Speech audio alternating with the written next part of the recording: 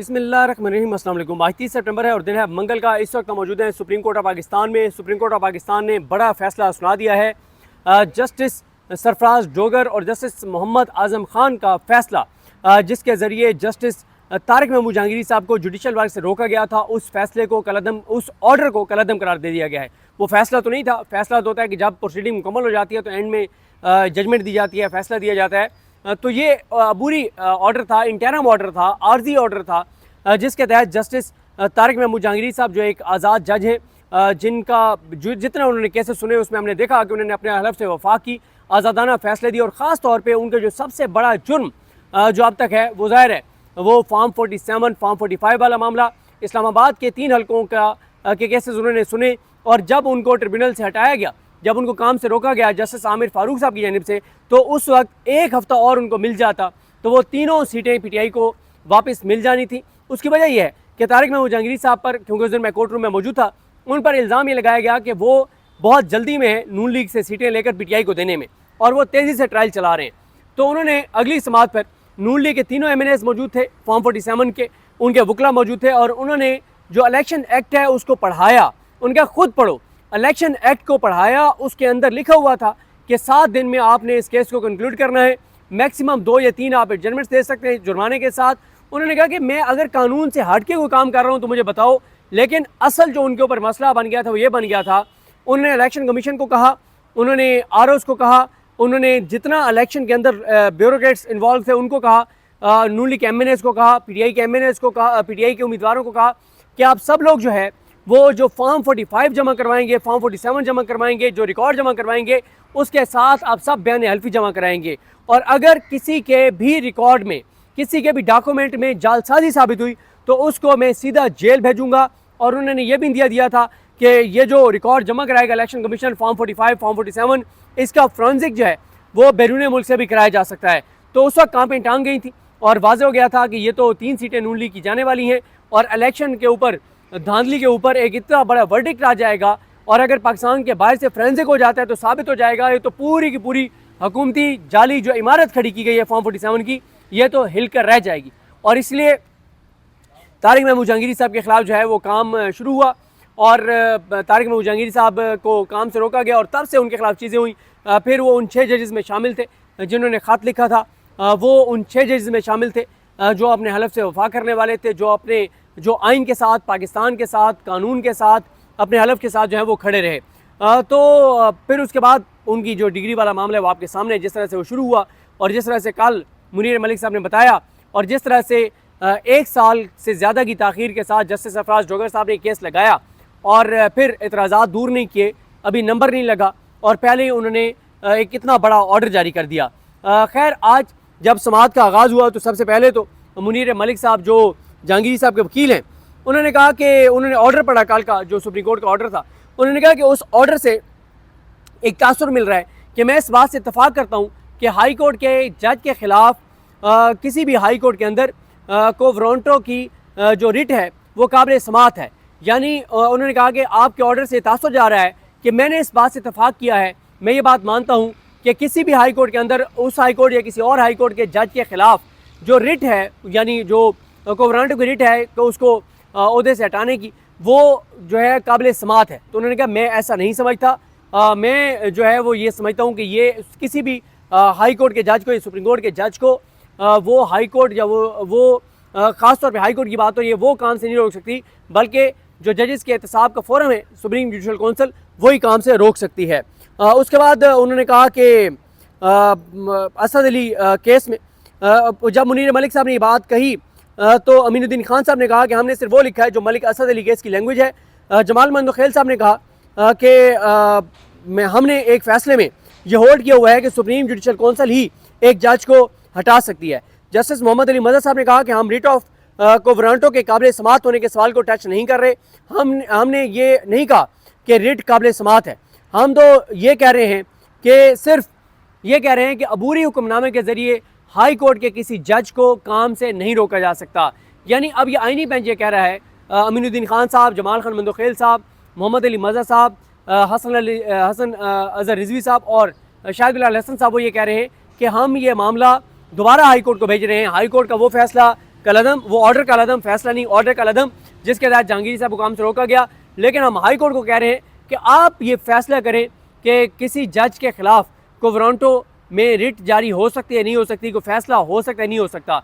जब वो फैसला होगा तो अगर जो भी उसका जिसको भी इस फैसले से खिलाफ होगा, जो मुतासर फरीक होगा, वो आईनी बेंच के सामने दोबारा आ जाएगा, तो फिर इस पर फैसला होगा। अभी सिर्फ इस हद तक उन्होंने फैसला दिया है कि किसी भी जज के खिलाफ आर्जी ऑर्डर के ज़रिए, आर्जी हुक्म के ज़रिए जो है उसको काम से नहीं रोका जा सकता। फिर इसी तरह से जो जमाल खान मंदोखेल साहब हैं, उन्होंने मुनीर मलिक साहब से पूछा कि कोवरांटो की पिटीशन कैसे काबिल समाअत होती है, आप बताएं। मलिक असद अली केस जो है उसके वक्त आइन में मालूमात तक रसाई का बुनियादी हक जो है वो शामिल नहीं था, आर्टिकल 10A भी शामिल नहीं था। अब मालूमात तक रसाई बुनियादी हक है। फ़र्ज़ कर लें कि जज के हवाले से मालूमात मिल जाए, फिर क्या होगा। उन्होंने कहा कि मलिक असद अली केस में चीफ जस्टिस की जो मलिक असद अली केस है वो चीफ जस्टिस के ओहदे से मुतल्लिक था और सुप्रीम जुडिशल कौंसिल को ये इख्तियार हासिल नहीं कि वो चीफ जस्टिस को उनके ओहदे से जो है वो हटाए। ये क्योंकि उस वक्त वो इफ्तिखार मोहम्मद चौधरी साहब वाला भी केस जिसका हवाला दिया जाता है, उसमें भी इफ्तिखार मोहम्मद चौधरी साहब को क्योंकि उसका काम से जो है वो रोका गया था। और फिर उसके बाद इफ्तिखार मोहम्मद चौधरी साहब के केस में भी आया था कि किसी भी जज को जो है वो कोई अदालत इस तरह से काम से नहीं रोक सकती, सुप्रीम जुडिशल कौंसिल ही किसी जज के हवाले से जो है वो फैसला कर सकती है। और इसी तरह से जमाल खान मंदोखेल साहब ने कहा कि हाई कोर्ट में दायर की गई रिट में ये कहा गया है कि हाई कोर्ट और सुप्रीम कोर्ट के जजेस सर्विस ऑफ पाकिस्तान में आते हैं। हालांकि आइन के मुताबिक जजेस जो हैं वो पब्लिक ऑफिस होल्डर नहीं होते। जस्टिस जमाल खान मंदोखेल ने कहा कि ये वो सारी बातें हैं, हाई कोर्ट में जब मेरिट पर केस चलेगा तो ज़ेर बहस आ सकती हैं। हम मौजूदा केस में जानबूझकर मेरिट पर नहीं जाना चाहते। जस्टिस मोहम्मद अली मज़हर ने कहा कि कोवरांटो की हद तक मामला काबिल समाअत हो सकता है।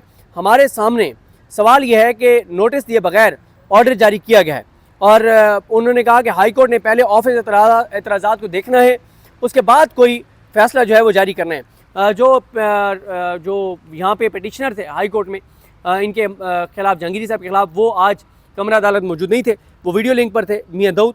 उनको मंदोखेल साहब ने कहा कि इतना अहम केस है और आप लाहौर चले गए हैं। तो खैर उसके बाद अटॉर्नी जनरल पाकिस्तान पेश हुए, उनसे पूछा गया कि क्या इंटरम ऑर्डर के ज़रिए हाई कोर्ट के किसी जज को इस तरह से काम से रोका जा सकता है। तो उन्होंने कहा जी मैं इस बात से इत्तफाक करता हूँ कि इंटरम ऑर्डर के ज़रिए हाई कोर्ट के किसी जज को काम से नहीं रोका जा सकता। और फिर मियां दाऊद ने भी इत्तफाक किया। तो इसके बाद अदालत ने जस्टिस सरफराज जोगर और जस्टिस आज़म खान का जो इंटरम ऑर्डर है उसको कलअदम कर दिया और कहा कि आप इसको केस को तफसील से सुन के और फाइनल ऑर्डर जो है फैसला जारी करें। अब ये केस हाई कोर्ट में चलना है और अब सारी नज़रें जो हैं वो सुप्रीम जुडिशल कौंसिल पर हैं। 18 अक्टूबर को सुप्रीम जुडिशल कौंसिल का इजलास होना है। सुप्रीम जुडिशल कौंसिल में जो मेंबर्स हैं उसके वो हैं justice Yahya Khan Afridi, justice Syed Mansoor Ali Shah, justice Munib Akhtar, justice Aalia Neelum और जस्टिस सरफराज जोगर। अब क्योंकि ये वाला मामला ज़ेर बहस आना है, तो क्योंकि इससे पहले इन दोनों के दरमियान केस चल रहा है, जस्टिस सरफराज जोगर साहब की ट्रांसफ़र को, सीनियरिटी को, उनको जिस तरह चीफ जस्टिस बनाया गया इसको चैलेंज कर रखा है इन्होंने, जहांगीर साहब ने, मोहसिन अख्तर कैनी साहब ने, बाबर सत्तार साहब ने, सरदार एजाज खान साहब ने, समर रफ़त इम्तियाज़ साहब ने। तो इसलिए इम्कान ये है कि जस्टिस सरफराज जोगर इसमें नहीं बैठेंगे और जस्टिस रोज़ी खान जो हैं जो बलूचिस्तान हाई कोर्ट के चीफ जस्टिस हैं वो बैठेंगे। और इसका तरीक़ाकार ये होता है कि जब भी किसी जज के खिलाफ कोई शिकायत आती है सुप्रीम जुडिशल कौंसिल में, तो जो चेयरमैन होते हैं यानी कि यहाँ पे याहिया खान साहब हैं, तो वो सुप्रीम कोर्ट के ही एक जज को वो ये मामला, जो मेंबर हैं सुप्रीम जुडिशल कौंसिल के, उनको ये मामला देते हैं और कहते हैं कि आप अपनी पहले राय दें और आप रिपोर्ट दें कि क्या ये शिकायत काबिल समाअत भी है या नहीं है। तो अब अगर वो मंसूर अली शाह साहब को देते हैं, मुनीब अख्तर साहब को देते हैं, तो वो तो ज़ाहिर है क्लियर है इस हवाले से, वो तो अपने हलफ के साथ खड़े हैं, वो तो बड़े क्लियर हैं, आइन के ऊपर उनकी दोनों की क्लैरिटी है, कानून के ऊपर क्लैरिटी है और लाइक जज हैं, वो दोनों तो ये कहेंगे कि ये काबिल समाअत ही नहीं है, तो फिर ये कंप्लेंट मुस्तरद हो जाएगी। लेकिन जस्टिस याहिया अफरीदी साहब जो है पिछले सुप्रीम जुडिशल कौंसिल के इजलास में मंसूर अली शाह साहब ने कहा भी कि ये जो मोहसिन अख्तर कैनी साहब के खिलाफ कंप्लेंट है और जहांगीर साहब के खिलाफ इसको टेकअप कर लें, लेकिन याहिया अफरीदी साहब ने कहा कि नहीं, इसको पेंडिंग रखना है। अब मेरा ये ख्याल है, मेरा एनालिसिस ये है कि ये मामला मौखर ज़रूर हुआ है, ख़त्म नहीं हुआ। अल्टीमेटली जहांगीर साहब को निकाला जाएगा और उनको इस ओहदे से फारिग किया जाएगा।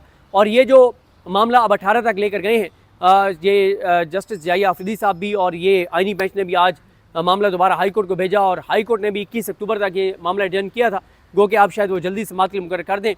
लेकिन ये सारे मामलात इसलिए आगे ले जाए जा रहे हैं कि 15-16 अक्टूबर को सुप्रीम कोर्ट बार के इलेक्शन है, और सुप्रीम कोर्ट बार में जो हुकूमती ग्रुप है उन्होंने हुकूमत को ये कहा है कि आप लोगों ने क्या अहमकाना काम किया है कि ये आपने जहांगीरी साहब को जो काम से रुकवाया है और ये सारा कुछ आपने जो करवाया है, इससे हम इलेक्शन हार जाएंगे सुप्रीम कोर्ट बार का। और जो हामिद खान ग्रुप है जो तहरीक इंसाफ के जिनको तहरीक इंसाफ सपोर्ट कर रही है तौफीक आसिफ भट्ट साहब, ये तो जीत जाएंगे। तो ये आपने क्या हमाकत किया है? इससे तो एक जेन्युइन वकला तहरीक शुरू हो सकती है, ये 5 जज जो हैं वो रजिस्ट कर सकते हैं, बहुत कुछ हो सकता है। तो इसलिए अब जस्टिस जाहिया अफरीदी साहब भी ये मामला 18 अक्टूबर पर ले गए हैं। हाई कोर्ट ने पहले ही मामला 21 अक्टूबर को रखा हुआ है, और आईनी बेंच ने भी आज जहांगीरी साहब को बहाल कर दिया है मुस्तकिल तौर पर। कि पहले तो कल तो सिर्फ सस्पेंड किया था ना इनका ऑर्डर जो जस्टिस सरफराज डोगर का था, आज तो कलअदम कर दिया, ख़त्म कर दिया। तो इस सब का मकसद ये है कि सुप्रीम कोर्ट बार के इलेक्शन हो जाए, सुप्रीम कोर्ट बार के इलेक्शन नून लीग जीत जाए, पीपल्स पार्टी और ये सिस्टम ये सब जो सपोर्ट कर रहे हैं जीत जाए। क्योंकि इस वक्त वकला जो है ना उनको ये बताया जा रहा है कि आपको जो प्लाट दिया गया है और उसके बाद जो DHA से मुआहदा हुआ है, तो आपका अब हर प्लाट जो है वो 2.5-3 करोड़ का हो गया है। तो अब फैसला वोट देने वाले सुप्रीम कोर्ट बार के वकला ने कर, सुप्रीम कोर्ट बार के मेंबर्स ने करना है जिन्होंने वोट देना है, कि क्या वो अपने 2.5-3 करोड़ को देखेंगे या आइन को देखेंगे, जमहूरियत को देखेंगे, पाकिस्तान को देखेंगे, इंसानी हकूक़ को देखेंगे, इन चीज़ों को देखेंगे। ये फ़ैसला उन जो सुप्रीम कोर्ट के जो वकील हैं जिन्होंने वोट डालना है, ये फैसला उन्होंने करना है।